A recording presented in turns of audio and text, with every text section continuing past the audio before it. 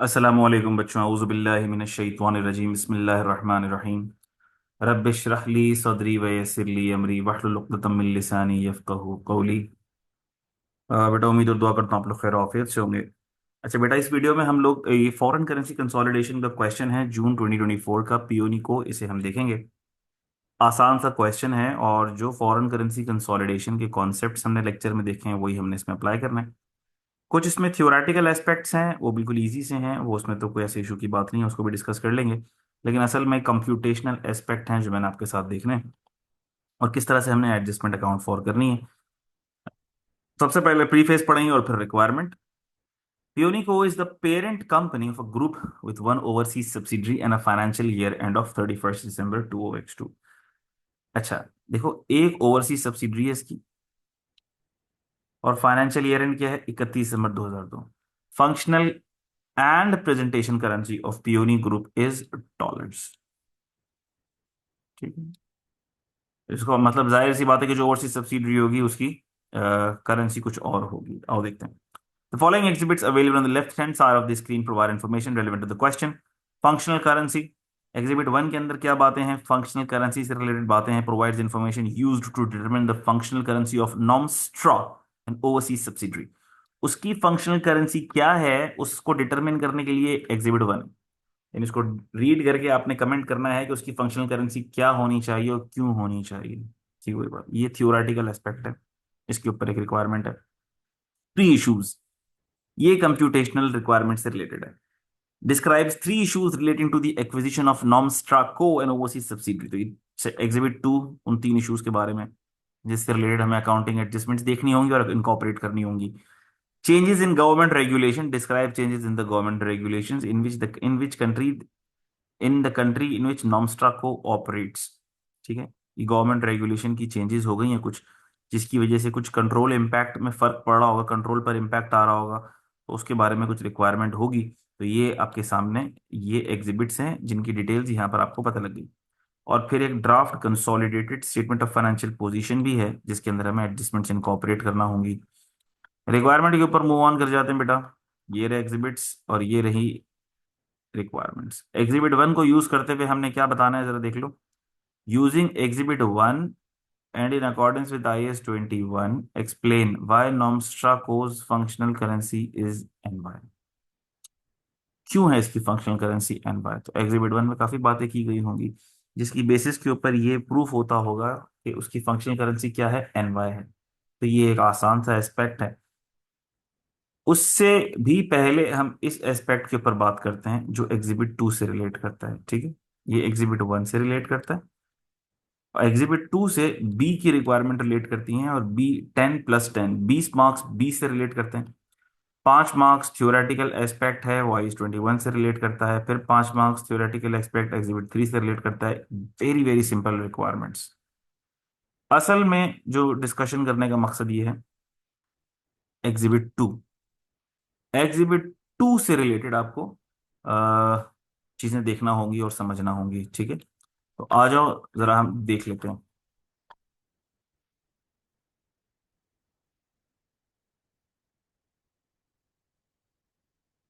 ये एग्जिबिट 1 छोटा सा है, इसको बाद में पढ़ लेंगे, करेंसी डिटर्मिनेशन से रिलेटेड है। मेन जो है ये रहा एग्जिबिट 2 आपके सामने, इसको हम देखते हैं। ऑन 1 जनवरी 2002 ईयर एंड क्या था जरा देख लो भाई। 31 दिसंबर 2002 ईयर एंड था। On 1st of January 2002, Pionico acquired 75% of 1.5 million NY one ordinary shares of Nomstraco for $1.1 million। एक NY का एक ऑर्डिनरी शेयर है और कितने ले लिए देखो, इसने अक्वायर्ड 75%।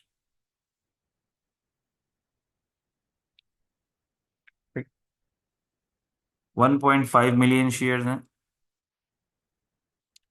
और लिए कितने में, फॉर $1.1 मिलियन। ये कंसीडरेशन रिसीव्ड हो गई, ऑब्वियस सी बात है। ठीक है भाई, कंसीडरेशन पेड बोल दो, रिसीव्ड बोल दो।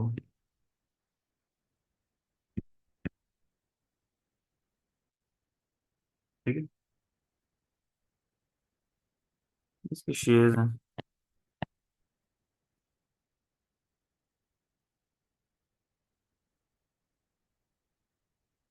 क्या भाई? When the retained earnings of Nomstra Co were 4.8। अच्छा भाई, एक्विजिशन के ऊपर इसकी रिटेन्ड अर्निंग्स कितनी है?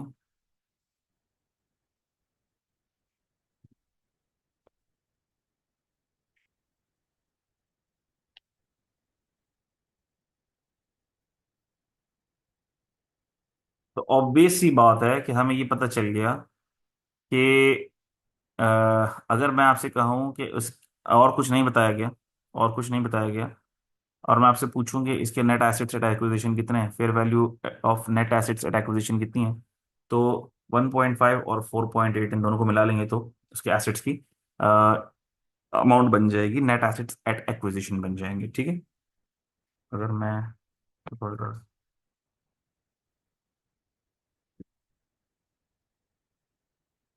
ये दोनों यही हैं आपके नेट एसेट्स एट एक्विजिशन, ठीक है। आगे चलते हैं। Peony Co determined that NCI in Nomstra got a fair value of 2.7 million at acquisition date। बहुत अच्छी बात है।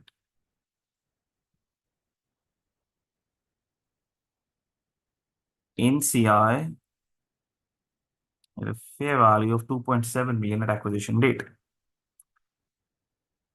Sure. During the year ended 31st December, Nomstra Co reported a loss of NY 900,000. No dividends were paid or proposed. On 31st December, Nomstra Co reported total equity was 5.4 million। Sure. Reporting date पर total equity 5.4 million है, बहुत अच्छी बात है। Exchange rates आपको given है, 1 जनवरी का भी, 31 दिसंबर का भी, और एवरेज रेट पूरे साल का भी गिवन है। श्योर। तो आसान बात है। क्या इन सब चीजों की मदद से क्या हम गुडविल निकाल सकते हैं एट एक्विजिशन? तो जो हम कर सकते हैं वो कर लेते हैं, ठीक है। हम एक काम करते हैं, हम गुडविल निकाल सकते हैं at acquisition. So let's calculate goodwill at acquisition. हम कर सकते, वर्किंग वन तो हम कर सकते हैं, गुडविल की वर्किंग हम कर सकते हैं, ठीक है। गुडविल की वर्किंग, और हमें पता है कि गुडविल की वर्किंग पहले क्या होगी, एनवाई अगर उसकी प्रेजेंटेशन करेंसी है सब्सिडरी की, सब्सिडरी की फंक्शनल करेंसी है, तो गुडविल एनवाई के अंदर ही कैलकुलेट कंप्यूट होगी। जिस डेट को हमने ये कंपनी एक्वायर की है उस डेट के ऊपर गुडविल कंप्यूट होगी, उस रेट के ऊपर गुडविल कंप्यूट होगी, और फिर हर ईयर एंड के ऊपर ये क्लोजिंग के ऊपर रीट्रांसलेट होगी, और ट्रांसलेशन रिजर्व के अंदर इसका एक्सचेंज गेन लॉस चला जाएगा, ठीक है। हमने कहा कंसीडरेशन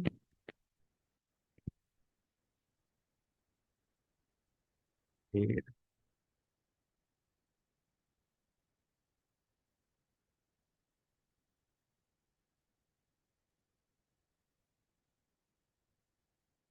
कंसीडरेशन पेड एनवाई में कितनी कंसीडरेशन पे करी है भाई? एनवाई के अंदर हमने कंसीडरेशन पे करी है, डॉलर्स में कंसीडरेशन पे करी है हमने, ठीक है। 1.1 मिलियन डॉलर। जब एनवाई कितने का था देख लो, 12 का, ठीक है। एनवाई भी लिखो, रेट भी लिखो, और डॉलर भी लिखो, ठीक है। तो हमने कहा 1.1 मिलियन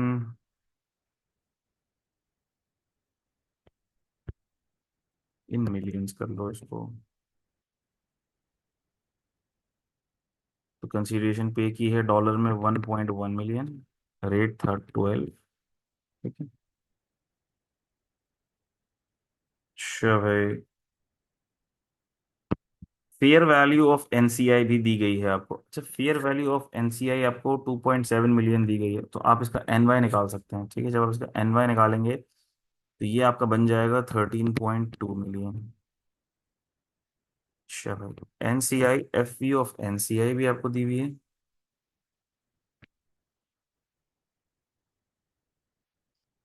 वो गिवन है आपको 2.7, एक्विजिशन डेट एक्सचेंज रेट 12 ही है, और ये आ जाएगा आपके पास 0.225।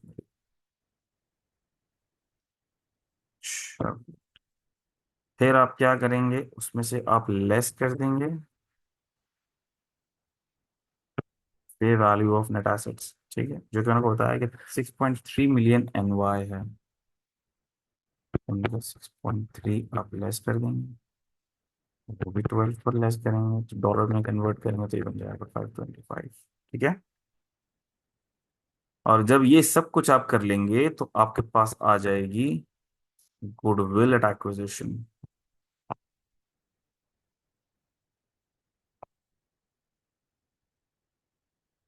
ये आएगा आपके पास 9.6 और ये आएगा आपके पास 0.8, ठीक। यहाँ तक हमने गुडविल कैलकुलेट कर ली। अच्छा भाई,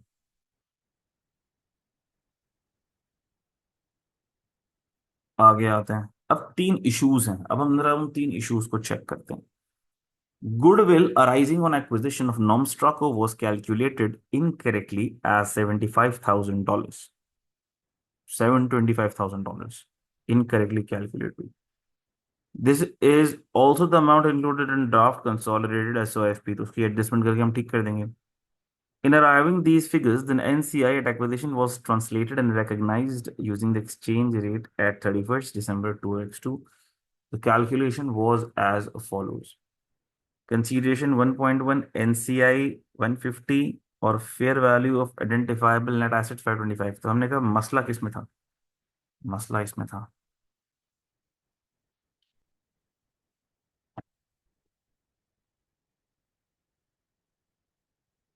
मसला इसमें था। Are you getting this?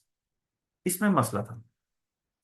अच्छा, जिसमें मसला था हम मार्क कर देते हैं कि इसकी हमें एडजस्टमेंट पास करनी होगी, मसले को ठीक करना होगा, हमें इसकी एडजस्टमेंट पास करनी होगी, ठीक है, ये याद रहे हमें। अच्छा, वर्किंग जो हमने की है उस वर्किंग के अंदर तो हमने वर्किंग के अंदर ठीक कंसिडर किया है, आप देख भी सकते हैं। हमने वर्किंग के अंदर एनसीआई को fair value of NCI at the date of acquisition consider किया है, ठीक है। इन्होंने गलत कैलकुलेट कर दिया, इन्होंने 18 पर कैलकुलेट कर दिया, हमने 12 पर कैलकुलेट किया, हमने ठीक किया। इन्होंने गलत किया हुआ एसओएफपी के अंदर, तो हमें उसकी एडजस्टमेंट पास करनी पड़ेगी, हमने मार्क कर दिया इसको। ये बात समझ आती है, ठीक है। अच्छा, हमें एडजस्टमेंट क्या पास करनी पड़ेगी, हमें पता है, हमें पता है कि NCI, fair value of NCI है कितनी, 0.225 million. Are you getting this? अच्छा, इधर आ जाओ।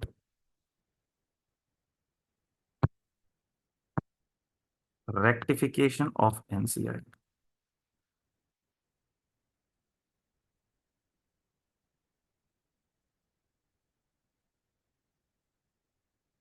Actual NCI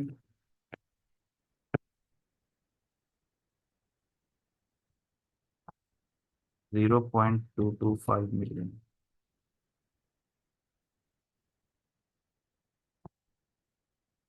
reported NCI 0.15 million.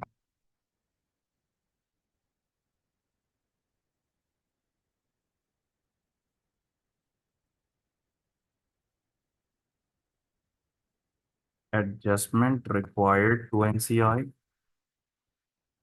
वो कितनी है जरा निकाल लेते हैं।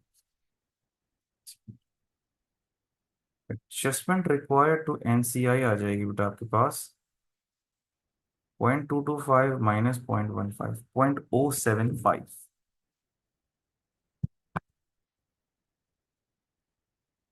ठीक। ये एडजस्टमेंट आ जाएगी, और एडजस्टमेंट आप करेंगे क्या, आप एडजस्टिंग एंट्री पास कर देंगे,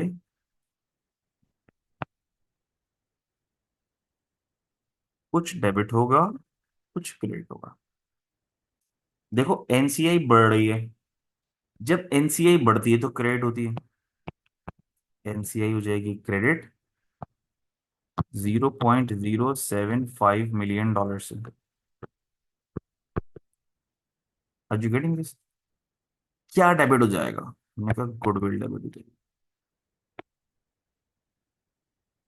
क्योंकि आप देखो ना, जब एनसीआई बढ़ गई तो ये वैल्यू बढ़ गई ना, जब ये वैल्यू बढ़ गई तो गुडविल बढ़ गई। Are you getting this?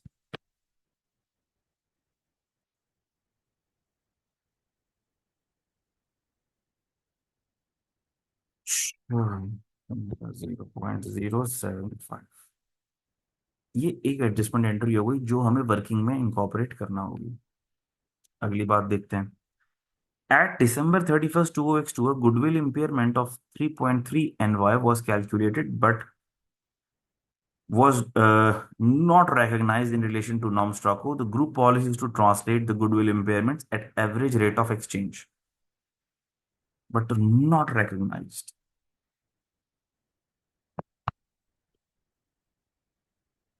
Are you getting this? ये recognize नहीं हुई। नहीं हुई तो मसला है भाई, होनी चाहिए थी। नहीं हुई, होनी चाहिए थी, तो क्या हम इस इम्पेयरमेंट को बुक कर लें? Answer is yes. बिल्कुल हमें बुक कर लेनी चाहिए ये वाली इम्पेयरमेंट। अब आ जाओ। गुडविल एट एक्विजिशन हमने निकाली थी और उसके बाद हमने वर्किंग टू शुरू कर दी, ये हमने गलती कर दी। लेकिन हम इसके बराबर में ही इसकी वर्किंग करते हैं।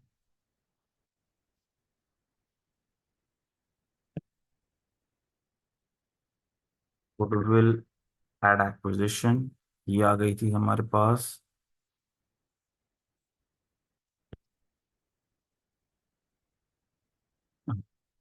9.6, 0.8।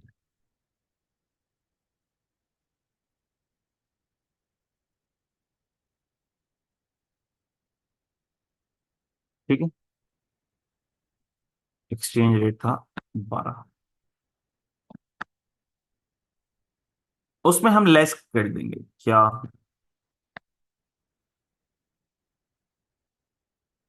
इम्पेयरमेंट कितनी हुई है भाई? 3.3 मिलियन की इम्पेयरमेंट हुई है। हमने कहा 3.3 मिलियन इम्पेयरमेंट हुई है। इम्पेयरमेंट ऑब्वियसली बात है, इम्पेयरमेंट एक्सपेंस है, फॉर द ईयर का एक्सपेंस है, तो हमने कहा हम एवरेज रेट ले लेंगे इसकी ट्रांसलेशन के लिए।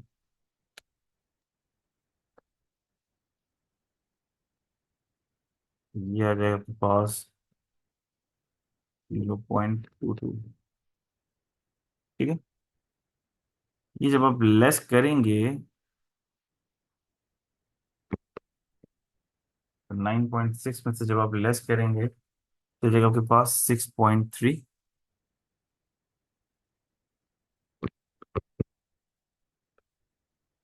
और जब आप 0.8 में से 0.22 लेस करेंगे तो ये आ जाएगा आपके पास, अल्लाह भला कर दे, 0.58 आ जाएगा शायद। ठीक है। 0.58 आ जाएगा। एन वाई में आपकी गुडविल स्टैंड करेगी 6.3 मिलियन। लेकिन हमें पता है कि we have to retranslate this goodwill as at year end every year. और जो भी अमाउंट होगा वो आपका ट्रांसलेशन रिजर्व में जाएगा। तो हमें ये ईयर एंड की रेट यानी 18 रुपए पे ट्रांसलेट करनी है 6.3 मिलियन एन वाई। तो जब हम इस 6.3 मिलियन एन वाई को डॉलर पर ट्रांसलेट करेंगे तो ये आपके पास बन जाएगी 0.35। और 0.58 से 0.35 पहुंचने में आपको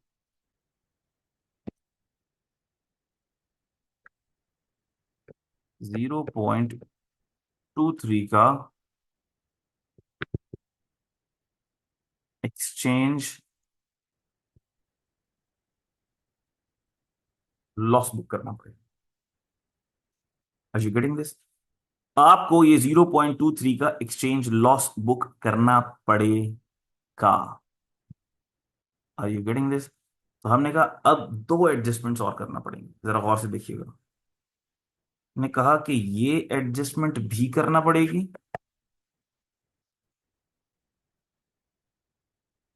कॉल एक अर्जेंट अटेंड करना है।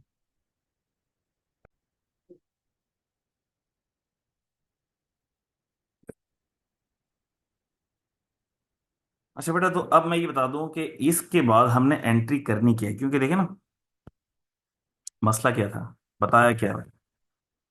गुडविल की इम्पेयरमेंट बुक नहीं हुई। अच्छा, करनी पड़ेगी, जो कि हमने कर ली। ये इम्पेयरमेंट हमने बुक कर ली, इसको भी मैं ब्लू पेन से लिख लेता हूँ, क्योंकि ये इम्पेयरमेंट बुक नहीं हुई थी, ये हमने बुक कर ली। ब्लू पेन से इसलिए लिख लेता हूँ ताकि आपको ये ध्यान में रहे कि हमें इसकी एडजस्टमेंट करनी है। ठीक है। एक्सचेंज लॉस भी हमने बुक किया। ठीक है। तो हमें इस एक्सचेंज लॉस की भी एंट्री बुक करनी होगी। सही है। तो गुड इम्पेयरमेंट की भी एंट्री हम बुक करेंगे, और एक्सचेंज लॉस की भी एंट्री हम बुक करेंगे। Are you getting this? Sure.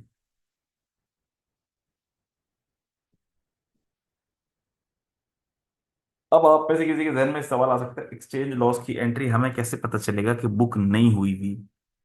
तो खैर वो अभी हम देख रहे हैं, अगले पॉइंट के अंदर ही बात हमें लिखी हुई नजर आ जाएगी कि नॉमस्ट्रा के एसेट्स और लायबिलिटी तो ट्रांसलेट हुए हैं एक्सक्लूडिंग गुडविल। तो इसका मतलब हमें गुडविल की ट्रांसलेशन भी करनी पड़ेगी। ठीक है। तो अब हमें दो एडजस्टमेंट्स पास करनी है। इम्पेयरमेंट की भी पास करनी है, एक्सचेंज लॉस की भी पास करनी है। ठीक है। इम्पेयरमेंट की भी पास करनी है, एक्सचेंज लॉस की भी पास करनी है। तो बेटा इसकी एंट्रीज भी हम बना लेते हैं।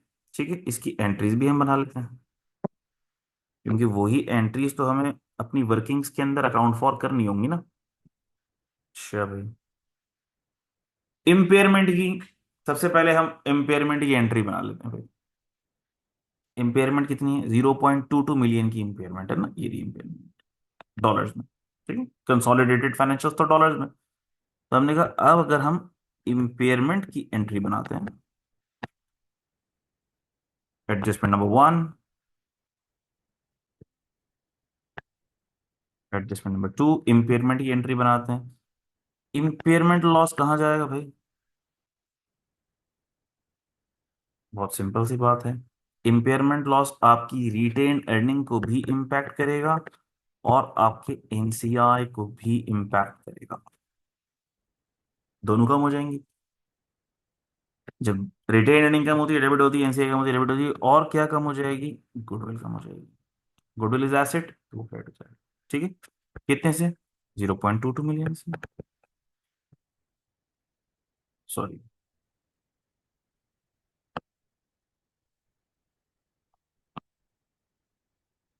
एनसीआई और रिटेन अर्निंग्स कितना कितना जाएगा भाई? 75% हमारी होल्डिंग है, तो रिटेन अर्निंग में कितना चला जाएगा भाई? 75%। एनसीआई में 25%। अगर आप इसको ब्रेक डाउन करेंगे, तो ये 75% आएगा 0.165, और ये आएगा 0.055। ठीक है। ये एक एंट्री हो गई। Adjustment number three.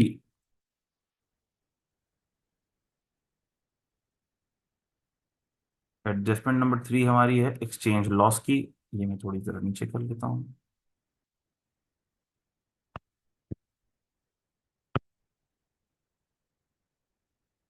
एक्सचेंज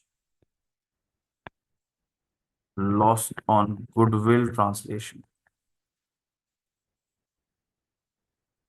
कितनी थी भाई? 0.23 मिलियन की थी। तो हमने कहा ये भी चूंकि लॉस है, इसमें भी दो चीजें डेबिट होंगी और एक चीज क्रेडिट होगी। कम तो होगी गुडविल, डेबिट दो चीजें होंगी, एक एनसीआई डेबिट होगी, दूसरी चीज रिटेन अर्निंग डेबिट नहीं होगी, क्योंकि गुडविल की ट्रांसलेशन रिटेन अर्निंग में नहीं जाती, हो जाती है ट्रांसलेशन रिजर्व। अलग रिजर्व होता है, आपको पता है।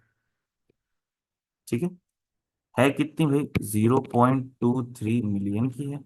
उसमें से 25% एनसीआई के पास चला जाएगा। कितना चला जाएगा? 0.0575 और 0.1725। ठीक। ये आप कर भी लीजिएगा कैलकुलेटर में। एजुकेटिंग दिस, ये तीन एडजस्टमेंट्स हमने कर ली। आगे चलते हैं। Normstra Co's assets and liabilities were translated into dollars using the exchange rate at 31st December, और होना भी चाहिए. Same exchange rate was used to translate Normstra Co's loss for the year. The resulting total exchange loss has been included in the translation. एक गलती हो गई. किससे? Company से, मुझसे नहीं. एसेट्स को तो इनको क्लोजिंग रेट पे करना ही था, लेकिन नॉर्मस्ट्रा को का जो फॉर द ईयर का लॉस है वो भी उन्होंने सेम एक्सचेंज रेट पर, यानी कि क्लोजिंग एक्सचेंज रेट के ऊपर ट्रांसलेट कर दिया. क्या ये गलती है? हमने कहा जी ये बिल्कुल गलती है. और नॉर्मस्ट्रा को का फॉर द ईयर लॉस है कितना? ये ऊपर हमने पढ़ा था, ये रहा, 9 लाख का. ठीक है, तो हमने कहा ये गलती है, और गलती को हम ठीक करेंगे, गलती को हम रेक्टिफाई करेंगे. तो हमने कहा भाई adjustment number 4.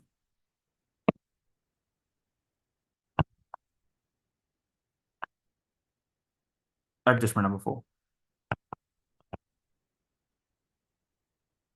Correction of rate impact on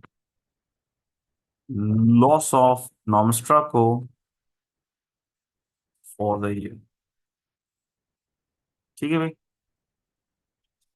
तो हमने कहा लॉस होना किस रेट पे चाहिए?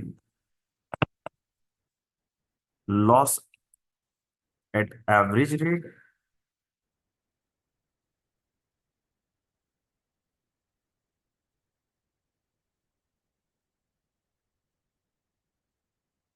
लॉस कितना था भाई? 900 का. तो मैं क्या कह सकता हूँ कि ये 0.9 मिलियन का था, डिवाइडेड बाय 15, 0.06, और loss at closing rate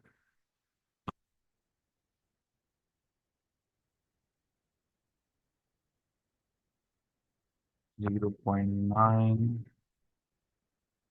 closing rate पे लॉस ले लिया,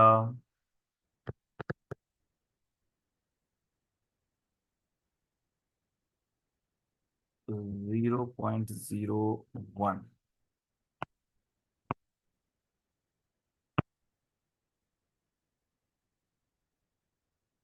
ठीक है भाई. तो लॉस बढ़ेगा, लॉस बढ़ेगा. और हमने कहा लॉस अगर बढ़ेगा तो उसकी एंट्री क्या होगी?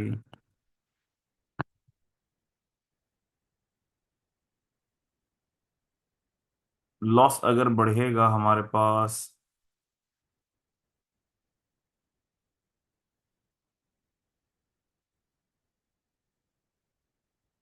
तो एक और बात भी आप ये देख लें.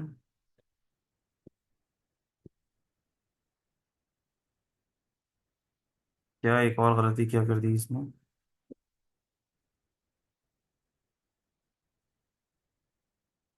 The resulting total exchange loss has been included in translation reserve in the draft consolidated SOFP. पूरा के पूरा जो टोटल एक्सचेंज लॉस है वो सारा के सारा किधर चला गया है? ट्रांसलेशन रिजर्व के अंदर चला गया है. सारा के सारा ट्रांसलेशन रिजर्व के अंदर चला गया है. ठीक है.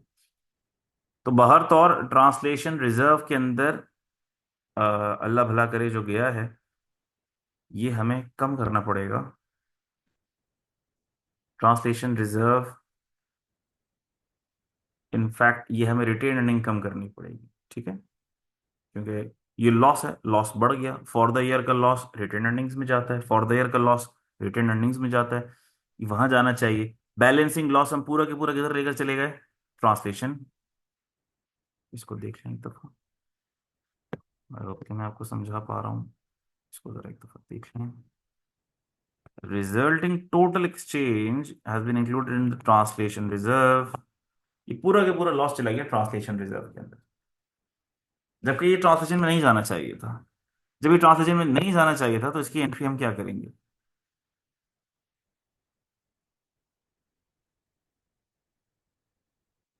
सर हम इस लॉस को लेकर जाएंगे रिटेन अर्निंग्स के अंदर. रिटेन अर्निंग डेबिट होगा, और हमारा एनसीआई भी डेबिट होगा क्योंकि लॉस वहां जाएगा। चलो कितना जाएगा?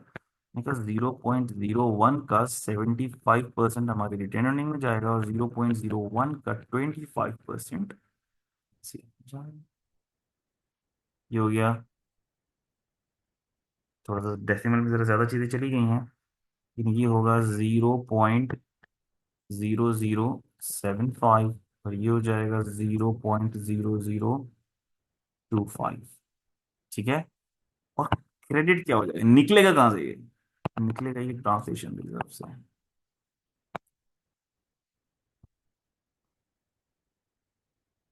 0.01। ठीक है बेटा। ये एक एंट्री करनी पड़ेगी आपको, एडजस्टमेंट एंट्री नंबर 4, ये करनी पड़ेगी। अच्छा भाई, एक और बात।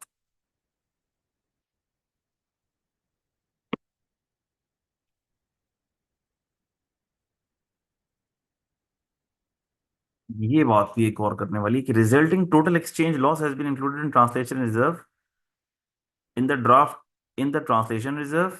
ये एक मसले की बात।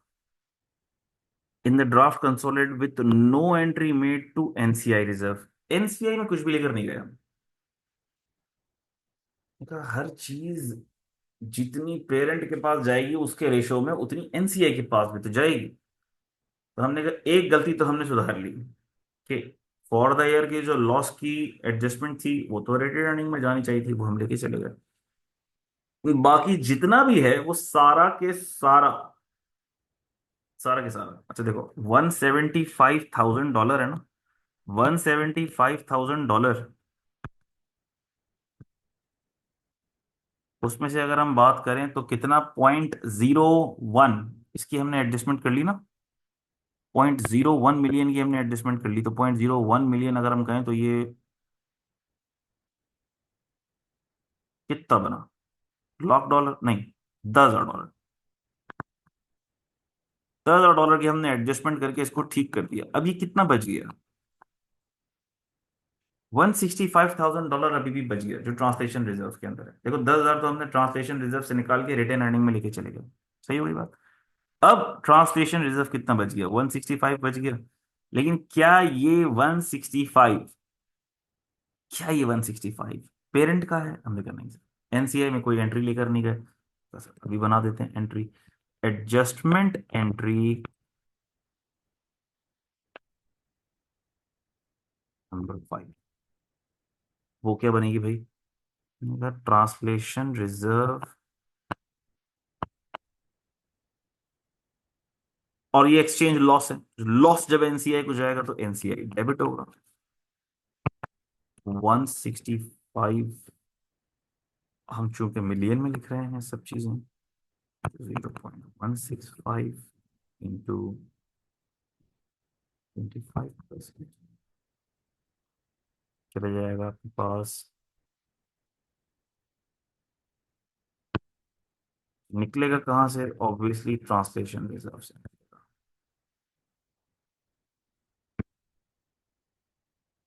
0.165 तो 25% करेंगे तो ये बन जाएगा 0.0413। 0.04। ठीक है बेटा, ये सारी एडजस्टमेंट्स हमने करनी थी जो कि हमने कर ली। ठीक है। अब एक दफा फिर से मैं इसको समराइज करूंगा कि हमने एडजस्टमेंट्स में क्या क्या की, और फिर हम इसको अकाउंट फॉर कर लेंगे। देखो, सबसे पहले हमने गुडविल की कैलकुलेशन कर ली। गुडविल हमने कंसीडरेशन, और गुडविल की कैलकुलेशन होती है सबसे पहले at acquisition date exchange rate. Goodwill at acquisition ने कर दी है, ये आपको पता है। Consideration paid, fair value of NCI, fair value of net assets, हमने गुडविल एट एक्विजिशन निकाल ली हमने गुडविल एट एक्विजिशन। ठीक है। फिर उसमें से इंपेयरमेंट लेस हुई। इंपेयरमेंट लेस हुई वो फॉर द ईयर के एक्सचेंज रेट पे होगी, क्योंकि इंपेयरमेंट तो फॉर द ईयर का एक्सपेंस है। फिर हमारे पास गुडविल की एक वैल्यू आ गई। ठीक है। लेकिन हमें पता है कि गुडविल फ्री ट्रांसलेट होती है ईयर एंड के ऊपर, ईयर एंड के एक्सचेंज रेट के ऊपर। तो हमने 18 के ऊपर इसको रीट्रांसलेट कर दिया। 0.35 का और 0.58 का जो डिफरेंशियल है वो एक्सचेंज लॉस में चला गया। ये भी ट्रांसलेशन रिजर्व में जाता है। आपको पता है ये भी ट्रांसलेशन रिजर्व में जाता है। ठीक है, ये हम इसलिए लेकर गए कि इसकी एंट्री हुई भी नहीं थी, इसकी एंट्री नहीं हुई भी थी। ये कैसे पता लगा हमें इसकी एंट्री नहीं हुई भी है? ये लिखा हुआ है, देख लें।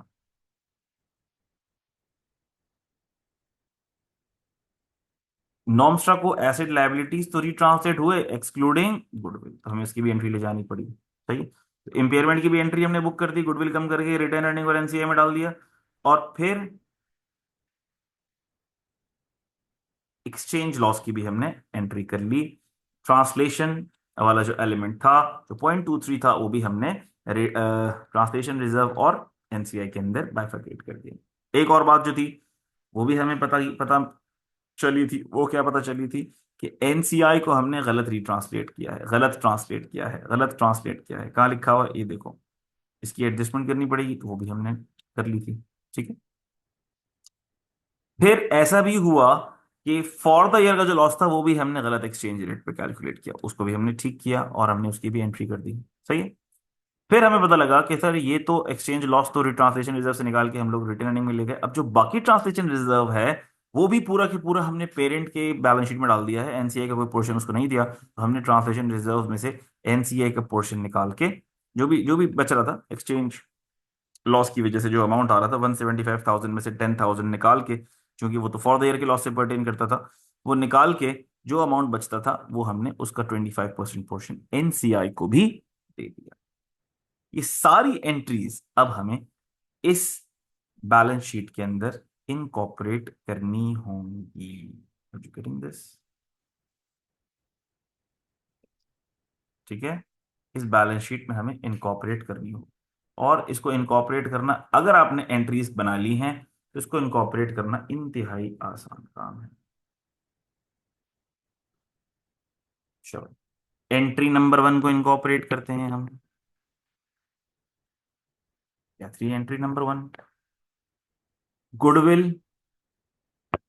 Debit, NCI credit. अच्छा, ये मिलियन में है और ये थाउजेंड ऑफ डॉलर में, तो जो भी एंट्री हम करेंगे उसको थाउजेंड से मल्टीप्लाई कर दीजिएगा। सही है? तो देख लो, 0.075 को अगर मैं थाउजेंड से मल्टीप्लाई करूँ 75 बन जाएगा, तो मैं गुडविल को 75 से बढ़ाऊंगा, एनसीआई को भी 75 से बढ़ाऊंगा। ठीक है, एंट्री नंबर 2, गुडविल इम्पेयरमेंट। ठीक है, ये रही गुडविल इम्पेयरमेंट। तीन इम्पैक्ट्स ले जाना है मुझे। गुडविल को मैंने कम करना है 0.22 से, यानी 220 से।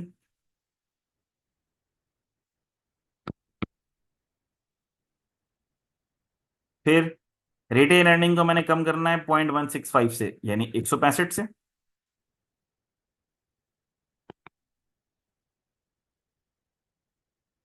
और एनसीआई को मैंने डेबिट करना है, यानी कम करना है 0.055 से, यानी 55 से।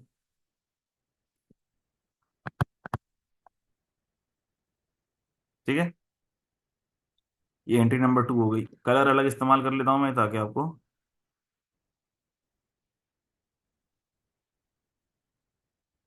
Entry number 3, exchange loss on goodwill translation, on goodwill translation. अच्छा भाई, ये हमने क्या किया था जरा देख लो, ट्रांसलेशन रिजर्व्स को डेबिट कर दिया था, ट्रांसलेशन रिजर्व्स को हमने नहीं, सॉरी, ये तो हो गई, ये बाकी है, ये बाकी है। अच्छा भाई, ट्रांसलेशन रिजर्व को हमने डेबिट किया है, देख रहे हो? 0.1725 से, ऐसा ही 0.1725 से हमने डेबिट किया है। तो ट्रांसलेशन रिजर्व में से जब भी हम कुछ निकालेंगे तो वो माइनस में जाएगा। ठीक है, हमने कहा ट्रांसलेशन रिजर्व 172.5 कर दूं इसको मैं,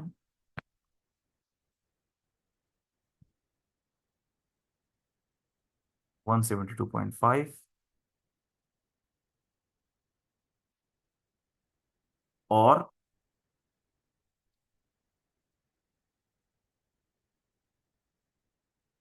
ट्रांसलेशन रिजर्व को हमने कम कर दिया, यानी कि लॉस उधर लेके चले गए ना हम इम्पेयरमेंट का। ठीक है, आर यू गेटिंग दिस? तो इसीलिए वो माइनस में चला गया। देखो जो चीज डेबिट हो रही है, रिजर्व्स जब भी डेबिट हो रहे हैं, इसका मतलब वो लॉस में चला गया। तो माइनस में पहले ही था, मजीद माइनस में हो गया, और बढ़ जाएगा, लॉस और बढ़ जाएगा। ठीक है, ट्रांसलेशन एक्सचेंज लॉस है ऑब्वियसली बात। तो अच्छा, एनसीआई भी डेबिट हो रहा है, इसका मतलब एनसीआई भी कम होगा। कितना कम होगा भाई? 0.0575। तो क्या मैं इसको 57.5 लिख दूं? गुडविल 0.23। 230 से कम कर दूं इसको मैं? तीसरी एडजस्टमेंट भी डल गई। Are you getting this? तीसरी एडजस्टमेंट भी डल गई। अब आ जाओ एडजस्टमेंट नंबर 4 पे।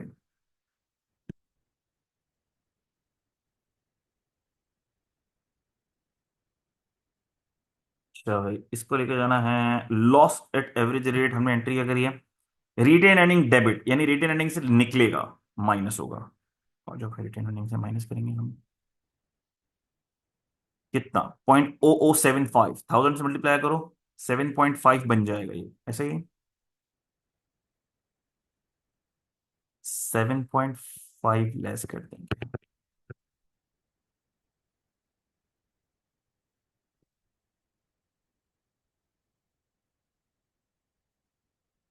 ठीक है।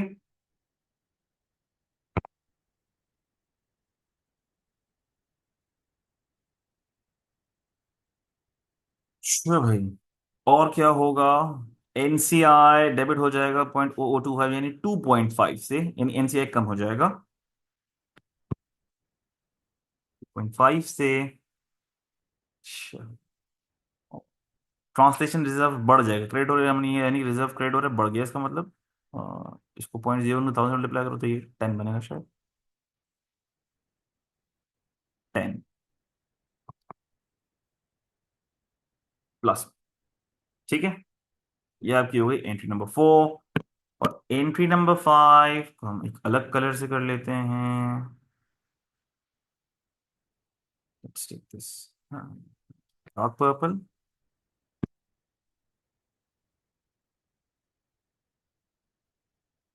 ट्रांसलेशन रिजर्व क्रिएट हो रहा है, इसका मतलब ट्रांसलेशन रिजर्व बढ़ रहा है।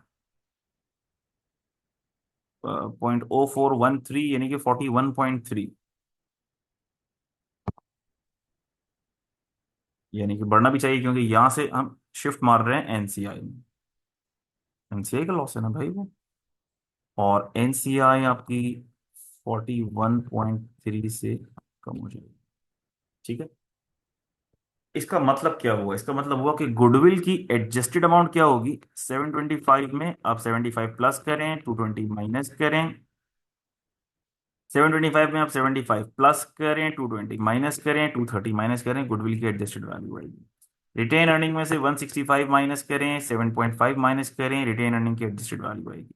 ट्रांसलेशन रिजर्व में मजीद 172.5 माइनस करें, 10 प्लस करें, 41.3 प्लस करें, ट्रांसलेशन रिजर्व की रिवाइज वैल्यू आएगी। एनसीआई में आप 75 ऐड करें, 55 लेस करें, 57.5 लेस करें, 2.5 लेस करें, 41.3 लेस करें, तो आपके पास एनसीआई की रिवाइज्ड वैल्यू आ जाएगी। यही एडजस्टमेंट्स आपको डालनी थी, और इसके साथ ही आपकी रिवाइज्ड कंसोलिडेटेड एसओएफपी कंप्लीट हो जाएगी। चूंकि आपने डेबिट क्रेडिट्स बराबर रखे हैं, इसलिए फाइनेंशियल स्टेटमेंट टाई ना होने का सवाल ही पैदा नहीं होता। Are you getting this? अच्छा, दूसरी चीज ये कि मैं आपसे ये सोल्यूशन शेयर कर लूंगा। इसके अंदर क्वेश्चन 1A है, आप उसको खुद ही रीड करके अटेम्प्ट करें तो अच्छा है, बहुत इजी है। मैंने इसको मजीद बाइफरकेट कर दिया है आपके लिए, ड्राफ्टिंग इसकी आसान कर दी है कि कौन कौन सी ऐसी चीजें होती हैं जो फंक्शनल करेंसी को डिटरमिन करने के लिए इंपॉर्टेंट होती हैं, और क्यों इसकी फंक्शनल करेंसी नॉमस्ट्रा की जो भी था नाम, उसकी क्यों एनवाई है। ठीक है, ये आप पढ़ेंगे। फिर क्वेश्चन 1C में ये पूछा गया है कि गवर्नमेंट रेगुलेशन का कंट्रोल पर क्या इम्पैक्ट है, क्या वो सब्सिडी रहती भी है या नहीं रहती। तो फिर उसके ऊपर कुछ बातें हैं कि IFRS 10 में कंट्रोल क्या होता है, और क्या रिस्ट्रिक्शंस हैं जिसकी वजह से कंट्रोल लूज हो रहा है। अगर लूज हो रहा है तो क्या वो फिर सिग्निफिकेंट इन्फ्लुएंस, क्या वो एसोसिएट बन जाएगी? एसोसिएट भी नहीं बन रही तो क्या वो IFRS 9 के तहत फाइनेंशियल एसेट्स में जाएगी? और अगर जाएगी तो उसका क्या ट्रीटमेंट होगा, और फिर एक कंक्लूजन। तो ये बड़ी आसान सी चीज़ है, इसको आप खुद ही अटेम्प्ट करें, पहले खुद अटेम्प्ट करें और उसके बाद फिर सोल्यूशन को गो थ्रू करें। मेन चीज़ थी इसकी कैलकुलेशन, जो कि हमने साथ देख ली। Thank you so very much. May Allah bless you all. Take care a lot. Allah Hafiz.